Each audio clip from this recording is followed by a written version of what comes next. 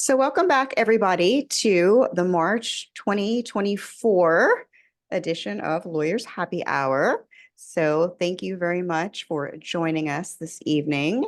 And I'm going to introduce, I'm Daya Naif. I run the Success Partner. We are an organizer and a sponsor of this group. So your membership entitles you to coaching privileges with us. And so just follow up via Meetup if you'd like to schedule that.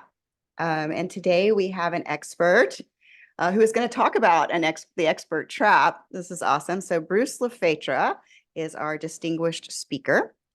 He shows rainmakers and law firm owners how to accelerate their business development, get paid more, and become referable. The key is understanding your offer, audience, and impact from the client's perspective. The way Bruce reverse engineers their best client relationships had clients calling him the client whisperer. Bruce Lefetra earned his BA in economics from Claremont McKenna College and his MBA from the Tuck School at Dartmouth. He's a trained facilitator and currently lives in Knoxville, Tennessee with his appellate attorney wife. So without further ado, Bruce, please take it away. Okay, and yes, I can now spotlight myself, so I will spotlight myself. Great. And let me move this window down so that I can see if people wave your hands or those sorts of things. I will do my best to keep an eye on that. But what I'm going to talk to you today is really, I want to show you how to accelerate your business development, get paid for more of your value, and to be more referable. And I usually like to ask people, if you could only choose one of those, which one would you choose? And any thoughts? Accelerate business. Okay, so be able to do that faster. That's frequently what I hear people say, because they think some of the other ones are maybe a little bit out of reach. But we will talk more about that as we go along. But first, I want you to probably go along with be more referable, because the more clients, the better chance you have to. That's what I was thinking. Be noticed. You're a very smart person, because there's a lot of power in that. And actually, you will find if you're more referable, the other pieces come very, very nicely. So what I want you to do is, for our conversation here, is I want you to meet Carrie. So Carrie's in a profession where 3 out of 4 lawyers find business development stressful. A pretty similar number are strained by meeting client expectations. And according to the American Bar Association, the typical lawyer invoices more than 7 weeks worth of work each year that is never collected. That's almost 2 months worth of work that's done that doesn't get paid for. The correct response to that is, ouch. That's what I was thinking. Painful. Not only that, but Carrie's market was getting more competitive. And every time she lost to one of these upstart firms, it was like she felt rejected. She thought the answer was investing in marketing and to highlight her firm's vast knowledge and expertise. And why matter, that was 2 years ago. And that rejection, it kept coming. And she's like, how can we keep losing to these upstarts? We're the experts. And you could look at Carrie, not in this picture, but you could look at Carrie and really see her passion slipping away. Now, I've seen this scenario many times, and it's Carrie and others fall into a trap. And when I help you escape that trap, I will clarify your value so we can transform your work. But first, we have to look at, why do clients hire you? So most professionals do good work. Others provide knowledge and expertise, and a handful provide guidance for decision-making. So let's call those cogs, experts, and advisors. When you're a cog, your work is directed by others. When you're an expert, use your knowledge and expertise to answer questions. And when you're an advisor, well, you guide the questions that are being asked. The next level is kind of interesting, because cogs and experts are both reactive. The client directs their work. Advisors are proactive. They're part of the process. So cogs and experts generate information so others can make a decision. Advisors are part of the decision. Next, let's understand how the different roles get paid. For COGS, the market sets your price. You're basically a commodity. It's totally different for advisors. Advisors' value is based on impact, your impact. How do you improve the client's business? So if I'm confident that one of you could double my profit, how much am I willing to pay you? Anyone? How much? How much would I pay you? And you could name your price. Yeah, you would pay me a lot. That's exactly right. Now, your clients, they're no different. They're not only willing, but they're happy to pay you to improve their business. But you just need to frame your work so they see your impact. Now, you might have been looking at this and thinking, hey, he skipped something. I did. I skipped, a lot of people do that. I skipped the experts. And they skip experts because they don't understand why experts are rewarded with clients who take a long time to buy, and then they haggle about the price, and then they're not very loyal. Now, this is a problem I've seen so many times that I've given it a name, the expert trap. Now, I want to be clear, there's nothing wrong with being an expert. The problem is selling like an expert. And perhaps you've encountered this. You tell me all the reasons why I should buy from you. And then if I show the slightest bit of interest, you tell me more reasons and more reasons and more reasons and more reasons. So I'm just overwhelmed and I have to step back. And when I step back, only bad things happen. Bad things that cost you clients, money, and frustration.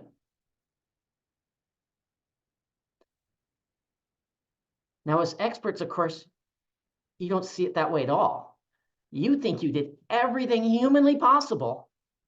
It just didn't work out. And I'm here to tell you that you've snatched defeat from the jaws of victory. Now it gets even worse because I know how much effort you put in. And I feel bad. So now when you follow up with your emails and your phone calls, I avoid you. And you spend even more time and effort chasing business that is just, it's never going to happen. Now, this doesn't just happen to experts. I also see advisors who fall into the expert trap because they position themselves and sell like experts. So we can be a little bit fun with this. And how would you know if you fell into the expert trap? Well, here are some signs.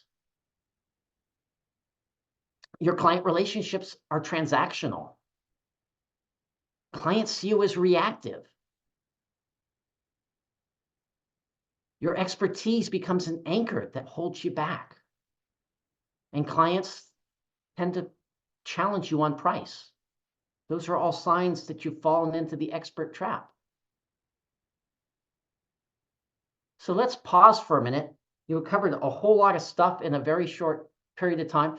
Let's talk for just a minute and make sure you understand what's going on here. And I'm interested in your thoughts as to why lawyers or other professionals fall into the expert trap. Why do they do that?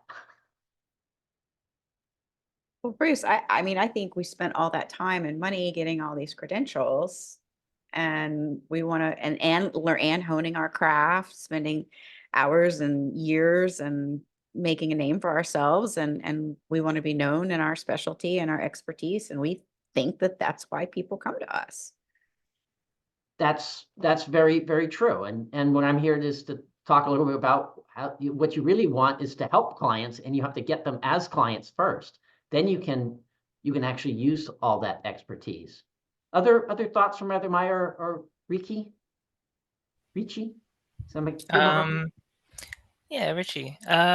So you work harder as an expert because you scare away your clients. Is that what I'm getting at? Is it preferable just to be a cog then? Just Well, let's talk about that for a minute. So cogs, God bless them, they're they do most of the work, but they are replaceable. That's why they are paid as a commodity, or the market sets their price.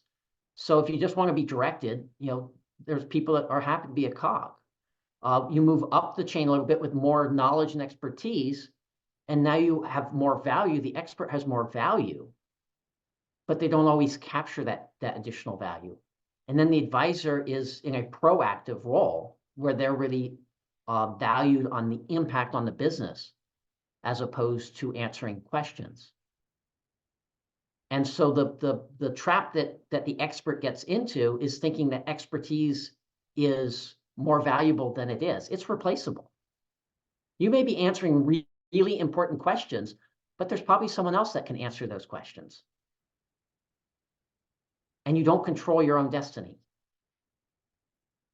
And there are ways to escape the expert trap as an expert. We're not going to talk about that as much today, but we can talk about that a little bit later in the conversation, that you don't have to sell like an expert to be an expert, and you actually capture more value. You can accelerate your business development. You can get paid usually a bit more, and you become more referable because you're being clear about what you are. You're not trying to be what you're not. I'd never tell people to be something that you're not. But by being what you actually are and being clear about that, that's clarity. So we'll talk more about that. So, the expert trap snares you in actually multiple ways. There's some sub traps within the expert trap. And so let's talk about a few of these. So one is, I call it the sales process trap. And so we were just talking a moment ago about some of the ways that being an expert or selling like an expert, because once again, there's nothing wrong with being an expert. Absolutely nothing wrong with being an expert. I'm not dissing experts, but to sell that expert, more information. Oh, you're a little bit interested. Let me bury you in information. That slows down the process. Most of the time, you think that you're accelerating the process because, hey, Daya's interested in my services. And so now there's a little bit of interest. So let me tell her the 100 reasons why she might be interested. And what that does is that overwhelms and that slows the process down. And a lot of times that ends up being you just do nothing, because that's what happens when you get overwhelmed. So in the addition to the sales process trap, there's also the value trap. And we talked about that a little bit as well, which is when you do the work of an advisor, and I see this all the time. I work with a lot of professionals who actually, if you look at what they do, you talk to their clients, a good part of their business is being an advisor. They are being proactive. They are part of the decision. But then they position themselves and they sell themselves as an expert. So they have all the pain of selling like an expert and few of the rewards of being an advisor. That's pretty frustrating. It's not as frustrating when they think that that's the way the world operates.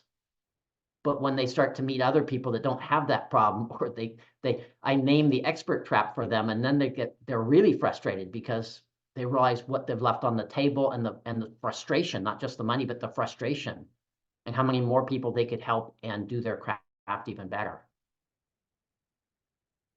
So remember, advisors are valued on your impact that you have on the business, and experts are valued on their knowledge.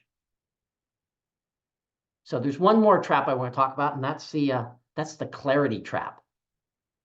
So the clarity trap is why happy clients often don't make referrals. They say, oh, loved working with you. I'd be happy to be a referral. And that's crickets. And it's not because they don't intend to refer you. It's that they only understand your value in the context of their specific experience with you. And if they encounter that exact same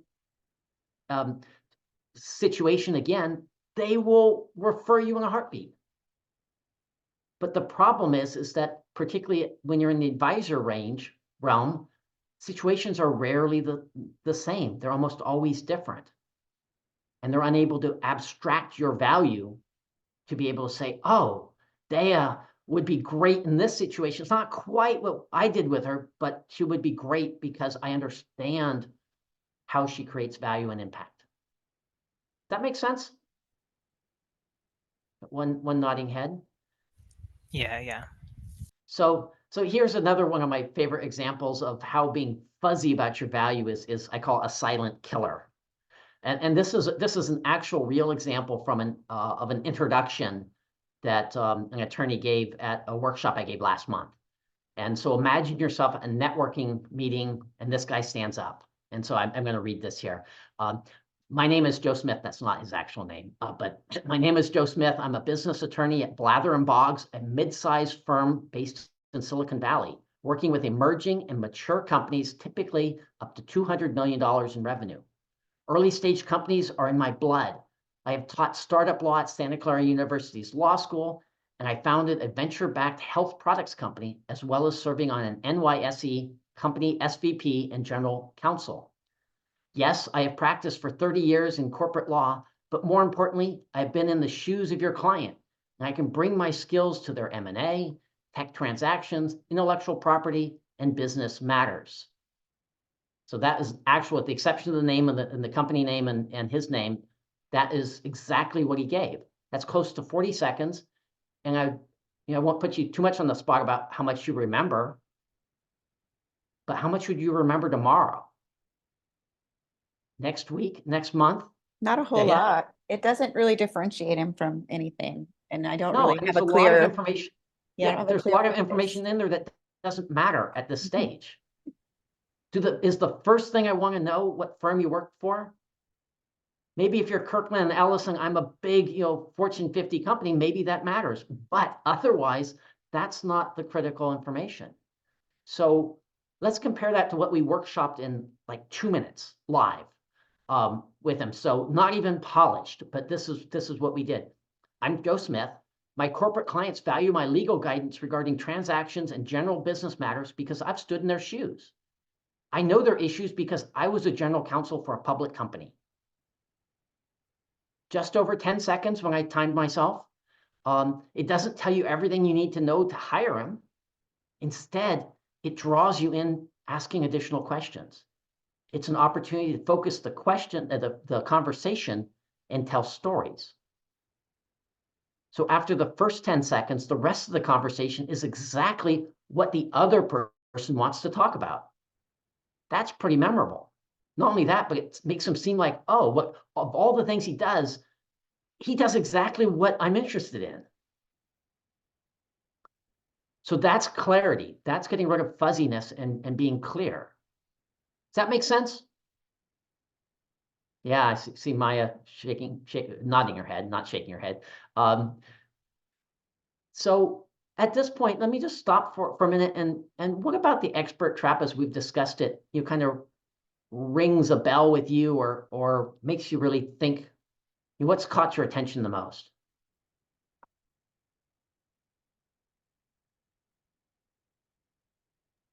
Not fire hosing at people Yeah. and not saying what I think is impressive, but waiting to find out what their needs are. If I can, like, if somebody's hungry and they just want a sandwich, it doesn't matter if I went to every culinary school in the country or could make whatever, if they just want a sandwich and I can make them a sandwich. Yeah. It's pretty powerful because you're having the conversation that they want to have. And most of us would take a client that wants to hire us by having their conversation, then forcing them to have our conversation. Now, in the legal profession and some other professionals, you will encounter some people that just have the ego that, that doesn't quite hold, but that's the exception, not the rule. So the other thing I want you to think about is if you can see other people falling into the expert trap, can you use that as a competitive advantage?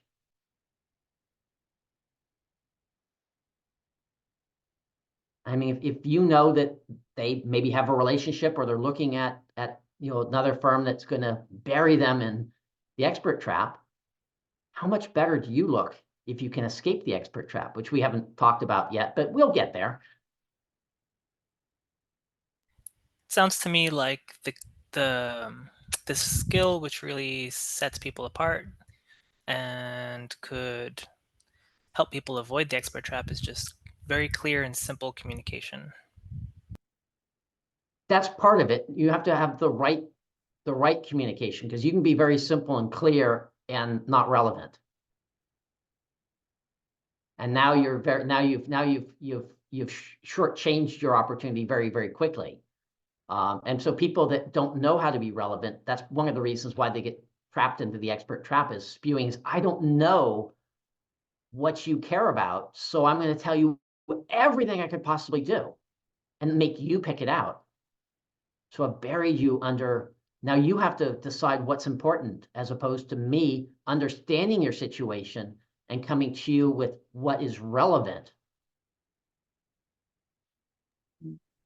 Yeah, Bruce, that's like when we were in school and we didn't know the answer to a question, so we just wrote everything we could possibly think of. But if the professor stopped reading it after he realized it was that, he never got to the answer that we somehow buried in there, if we did. Exactly. That's a great example. Well, and also the professor, even if you do cover the right answer, he knows that you don't know what the right answer is. You're regurgitating. And most professors would, read through that and say, okay, you get a point for covering amongst all the other things, but you can't tell me what's important. And you've lost my attention. I stopped reading at page, after the first page, and you went on for 4 more pages. And that's the way a lot of conversations go, except there's a lot more at stake. So let's at this point, let's talk about how you escape the expert trap. So, I can do this because it's not that hard, because it's not a sales problem. You don't have to change how you work. You only have to change how you position your work. So we're not trying to reinvent you. I'm not trying to give you different skills. I'm trying to give you a different perspective. So when I sprung Carrie from the expert trap, her firm became a rocket. And to quote her, because she says it better than I can, is that she told her managing partner peer group, she related this back to me. She goes, I'm taking 75% bigger distributions this year. I look forward to each and every client. And I always talked about referrals. Now I'm seeing a level and quality that I never imagined possible. So that's what escaping the expert trap did for Carrie. So escaping the expert trap, as we talked about a minute ago, requires clarity. And one of the first things I did for Carrie was to create focus for her and her firm using the 40-40-20 rule. So the 40-40-20 rule says that 40% of your success comes from having the right offer. Now, your offer is not what you do. Your offer is what the client can do because of what you do. It's what they take away from working with you. So, it's not the contract, it's the business deal that is facilitated by the contract. That's your offer. Another 40% of your success comes from addressing the right audience. And as you might have guessed from the flow here, your audience is not everyone you can help. It's not everyone that needs a contract. Your audience are the people who want to work with you. These are the ones that say, yeah, you get me. So it's very different from that standpoint. And you need to filter those out. And then the final 20% is content. And this is really important. Content is important. But in the absence of the right offer and audience, you end up with what I call random acts of marketing, flinging stuff at the wall and hoping something works. Now it gets a little bit worse, because while content is 20% of success, many businesses spend 80 or 90% of their time, money, and effort on content. They try to make their content stand out by attempting to be clever, because they don't know what the right focus is. Now, if you define your offer and audience right, you can focus on being clear, and you'll connect better and faster with future best clients, the ones you really want to talk to, the ones that will be great clients. Now, clarity about her offer and audience means that Carrie is now throwing darts with her content rather than just flinging spaghetti at the wall to see what sticks. Now, also, so from that standpoint, I'll just pause for a moment on the 40-40-20 rule, because that's something that most people have never heard of. It actually comes out of direct marketing, although I'm not a direct marketer. But think about the stakes there. You've got one shot, and so it has to be right. And there's no reason that the rest of us can't have that same kind of clarity and benefit from it. So any questions about offer or audience? Because they're not the vernacular that you would think of. So I wrote down here 40% offer, right? What they gain from working with you, 40% is the right audience, not everyone that you can help, but the people who want to work with you. Yeah. And 20% is content. Could you give a little bit more about like what about content drives success? So content is how you communicate. So think about, from a marketing standpoint, websites or campaigns, or in some sense, your networking is part of your content as well. And if you don't know who you're talking to and what your offer is, it can be really fuzzy. You end up with the description, the intro, like we had from our lawyer friend earlier, trying to cover all the bases. When in fact, he's not trying to cover all the bases. The clients he really wants to work with are startups that are getting closer to becoming a public company, that want to be able to build that sort of legal structure into their contracts and their organization, so that when they get there, they're prepared. But instead, he talks about startups to $200 million in revenue in any kind of industry that does anything, and he's done all these other things, and you lose that. But when we drilled it down, it's really pretty specific. And the thing about being specific is that you'll find a whole lot more of it, even if there's less in aggregate.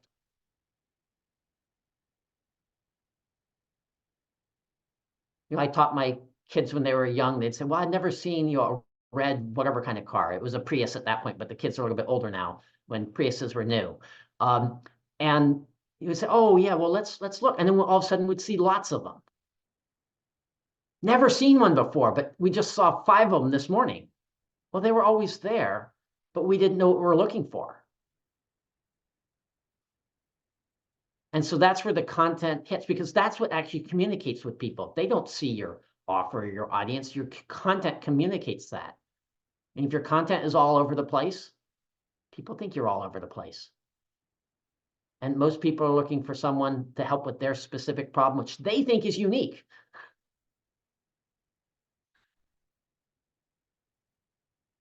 So let's move into the next step here, which is to escape the expert trap. Carrie needed to rethink how she goes to market. So let's just run through that fairly through a few steps here. So the first thing we did was to clarify her offer. So we just talked about that, that the offer is not what you do. Your offer is how you improve the client's business, what they get from working with you. And most importantly, your deliverables are not your offer.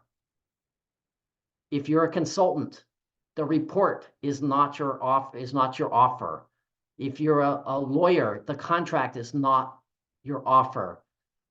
If you're a litigator, the settlement is not your offer. It's what the client can do with those things. That's the impact on their business or their life. Next, we got clear about her audience. And once again, your audience is your future best clients. Your best clients, I call them your best clients. They're the clients that if I gave you a magic wand and you cloned, those would be your best clients. They're the ones who say, you get me. They're the ones that they buy faster. They pay you more because they recognize your value, and they make more referrals. You may see some parallels to the original slide that I had, because if you work with more of your best clients, that stuff happens. Now, also using this approach, I never talk about someone's ideal clients. We didn't talk about Carrie Ann, who are her ideal clients. Because I want to focus you on for whom are you the ideal provider? People usually go quizzical and then they go, oh, yeah. So what that is for whom are you the ideal provider? Not who do you want to work with, who wants to work with you? If you're trying to communicate your value to someone, if you can frame it the way they see the problem and who they want to work with, the communication problem becomes much easier. Now, there's some perspective changes that are a little bit harder for the human brain because we're hardwired to see our own perspective. That's the survival instinct that has served us well for millions of years. Oh, all right, Richie, you got your hand up. Yeah, I was wondering, what's the what if the what if the client doesn't know that they Doesn't know that what? they doesn't know that they would really want to work with you? Well, of course they don't. That's the whole point. That's the whole point of communicating. So let me answer that in a non-snarky way. So yeah, if they knew that they wanted to work with you, you wouldn't have to do business development. They'd come to you and they'd just, hire you. What you need to do is by understanding their perspective, and the perspective is not the perspective of clients. Clients are as different as we are. So you have to understand the perspective of the type of client that thrives by working with you, and you thrive working with them. Those are the ones I call your best clients, the ones you would clone if you could. You could go through all sorts of math to figure out who your best clients are, or you can just do it qualitatively and say, of your clients, which ones just bring you joy? They get you. They're happy. They value you. They think that they're getting a deal working with you, and you charge them more than other people because they understand the impact. And so to understand that type, and a lot of that's fit. Lawyers or professionals talk about chemistry. It's the chemistry with the client. Well, if you can understand what causes the chemistry, what are the base elements, the compounds that create that particular chemical reaction, now all of a sudden you can reproduce that and you can spot it in the wild. And so now, instead of flinging spaghetti at the wall with your content and your networking and everything else, you're talking about very specific types of people rather than situations, but types of people that when they hear about you, they go, oh, yeah, that's the sort of person I want to work with. That's the lawyer I want to hire, or that's the IT person that they get me. And that's why I say those are the magic words. When you have a prospective client say, you get me, don't screw it up. That's where the expert will keep talking. The person that sells like the expert will keep talking. Whereas other people say, oh, okay, now that's the basis of trust. That's alignment of values. And so a lot of that, long answer to your question is demonstrating that your values are aligned with their values.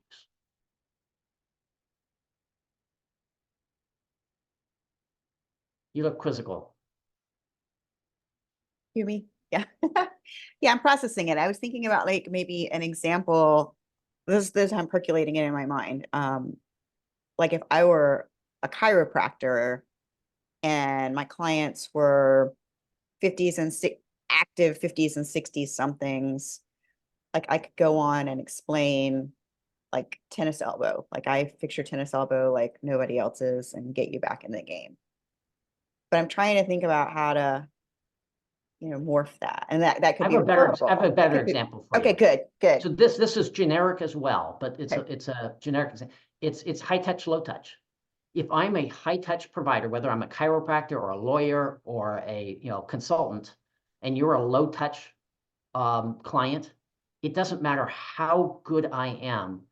I might be satisfactory to you. He did okay, but we'll never have a great relationship.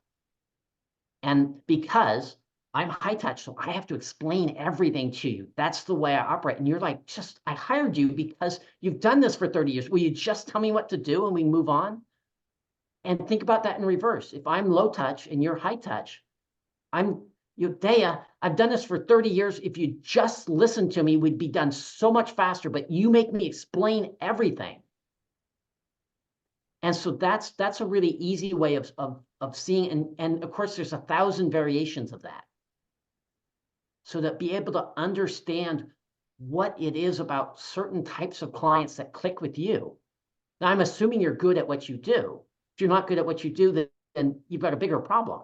But there's a lot of professionals that are good at what they do, but struggle to either get business or get business that they love to have. It's that low touch, professional that keeps getting high touch clients, or even some mix of their clients are high touch clients. And it just drives them crazy. But it also is another thing that I don't talk about later, is that they're your best clients. They're not the best clients. They're your best clients, because if I'm high touch and you're low touch, I'm someone else's best client, but not yours. And so having active professional relationship network is really valuable, because then it's like, oh, well, Bruce is high touch. Let me send him to my high touch colleague. And now the more you understand it, it becomes an ecosystem as opposed to a bunch of competitors. Because you can help each other all get better clients. That makes sense? I can relate to that, because there's a phrase, I can't care about somebody more than they care. Like, I'm very high touch. So I like the phrase, you can't care about somebody more than they care about themselves. Yeah. And I like to say, if you don't care about your books, I don't care about your books. So if that person just doesn't want to get better and they just want it to work somehow without any input or discussion, I actually do refer people to someone else. Yeah, I know bookkeepers that thrive on if you just don't, I'm not here to answer your questions, I'm here to take care of your books and make it happen. That's another, that's a viable, that's a different set. They're not better or worse. And so this is why getting your audience right is so important. It's a game changer, really, because you've often heard that the top 20% of your clients generate 80% of your profits. And if you don't think that's true, it's because you're not considering the bottom 20% that cause 80% of your headaches. Now, those bottom, I never call those bad clients. Those are your bottom clients, because they may be someone else's best clients. They're just not a good match. They chew up your time and resources and your energy. Every client either brings you energy or sucks your energy. And if you have all clients that bring you energy, it doesn't seem like work. The ones that suck your energy, suck your energy. So when you understand why your best clients select you, you can start fishing for clients with a spear instead of casting the wider net. Now, some of the experience, you experience the benefits of spearfishing, for clients. Now you start to see that an impact in your profits, the number of hours you work, and the type of the hours those are, and your stress level. Because there's a lot of people that work really hard, but if they're working with clients that they are a good match for, it's not stressful. And you could work part-time and have clients that are a mismatch, and your life is a living hell. So that brings us to the next piece, which you can see, which is positioning. And being clear about your offer and your audience gives you an advantage when it comes to communicating the why you. That's the positioning part. Positioning communicates your firm's unique stance in the market and in the minds of your clients. And it secures your place in the competitive landscape and how you target your audience, how your target audience sees your firm. From there, we can create a concise statement of specific benefits and your advantages over other alternatives. That's your value proposition. So those are different. Positioning and value proposition, they're related, but they're a little bit different. And then the last piece is execution. And the time you spend clearly defining your offer, audience, and positioning pays huge dividends when you get to execution. Now, I'm not here to talk about execution, so we're not going to leave that for another day. But I do want to check in with Carrie. What did all this look like to her? Well, she accelerated her business development by making it easier for clients, or as she said, easier is faster. We accelerated her business development in several ways. One she'd never considered was to be a great choice rather than the best choice. And let me explain what that means. The best choice is not the easy choice for your clients. The best choice requires evaluating every option. The process is lengthy, frustrating, and it doesn't work well with intangibles. Being the best choice actually undermines long-term loyalty. The best choice represents a point in time, and that invites re-asking the question, are you still the best choice? So it goes on again. Now, a great choice works completely differently. A great choice is one that the client can make with confidence. And that process is remarkably quick. It's satisfying because the standard is confidence, not perfect knowledge. And it's easier because it works with limited information, ambiguity, lots of unknowns. And in contrast to the best choice, a great choice represents a state, not a point in time. So until something significant changes, there's no reason to reconsider. Now, it seems like being a great choice is like you're asking the client to make a compromise, but it's really anything but, because a great choice is better for the client. Because once the client finds a great choice, they gain nothing by continuing to search. There may be other great choices, but they don't lead to a better outcome. And your client can get back to their regular job, which is not trying to find a professional, that's running their business. So the faster you can get them back to their regular job where they create value, the better it is for them. I always like to say that experts struggle to be the best choice, and advisors thrive by being a great choice. Now, Carrie's also getting paid more because she highlights how she improves her client's business. She told her firm, when we talk about impact, clients are willing to pay us more. So remember, your impact is not what you do. It's what clients can do because of what you do. And then she's also more referable because she's clear about why she gets hired. She tells her team, being specific generates more and better referrals. It gets back to our story earlier. So within a year, Carrie had gone from 20% best clients to a solid majority of best clients. Profits are up, her stress levels are down, and most of her work just doesn't seem like work. It was funny, quick story. I think we got a minute here. I was putting the final touches on the slides and got a text from Carrie yesterday. And she was real excited because she said, Bruce, you've transformed. We talked about dogs a lot. And she goes, Bruce, you've transformed what it means to work like a dog. During our staff meeting today, looking at my staff, they gave me the same look that Aldo, my dog, gives me when I give him a belly rub. So you don't have to be around Carrie very long to see that her passion is really back. She works hard, but without stress or frustration. She loves her work. Everyone at her firm loves their work. They do good work for good clients. So together, we can clarify your value and transform your work. And I can take a few questions here. Give me a couple of questions and then give me a couple minutes at the end to just wrap up and leave you with a question that you can ask that will improve your business.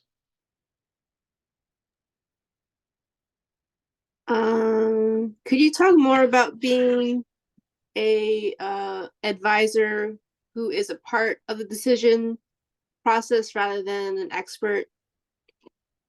Sure. So think about this. Experts, as I define them, are based on, they've got knowledge, lots of knowledge and expertise. So most advisors have expertise as well, but that's not what they're hired for. They're hired to sit with the client on the same side of the table and help them think about what questions should we be asking? Now, frequently they can then, once that question has been defined, they may be able, or someone on their team may be able to answer it in the expert mode. But a lot of times clients, particularly in very complex situations, they don't know what questions to ask. And so the expert comes in and says, I can answer whatever questions you have. I have answers for everything. They wait there because the client doesn't know what questions to ask. Does that help you, Maya?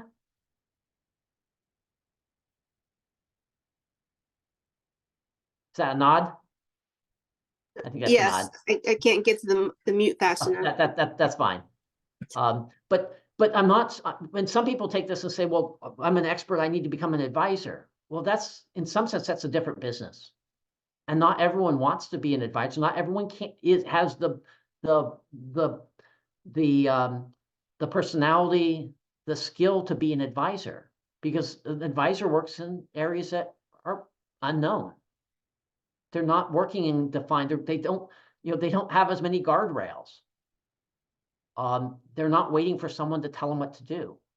The client often is waiting for them to help them move forward. But the rewards are very different.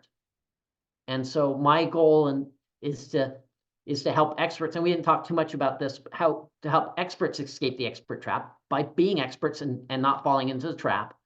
But also, if you're an advisor, it's even more costly to fall into the expert trap because you're not being valued as the expert, as the advisor. So let me just so I leave you something that you can take away. Let me just jump ahead to the end here. And what I want you to do is to recognize that you will attract more of your best clients if you think like your best clients. No one wants to hire an attorney or CPA. They hire them because your clients care about improving their business. So focus on how you improve their business and they will want to hire you. And you do that by asking, why do your best clients select your firm? Not why do generic clients hire generic firms in the industry, but why do your best clients select your firm? You think beyond the legal work or the IT work or the bookkeeping. Think holistically about your entire relationship. Why do they enjoy working with you?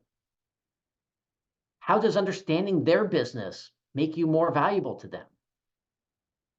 Here's a big one. Do you refer them to other professionals? That can be incredibly valuable. So if you think this way, you'll not only attract more of your best clients, but you'll accelerate your business development, you'll get paid for more of your value, and you'll be more referable. So please connect with me on LinkedIn. I'm happy to, talk to anyone, either yourselves or people you know, about discussing how I can improve your business. And I'll send you the last thought is, remember, if you clarify your value, you can transform your work.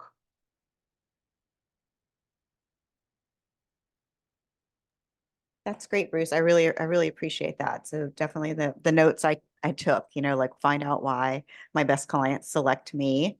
Yeah, I mean, that's amazing because then that I mean, you're in an even more relationship-oriented business than, the typical professional.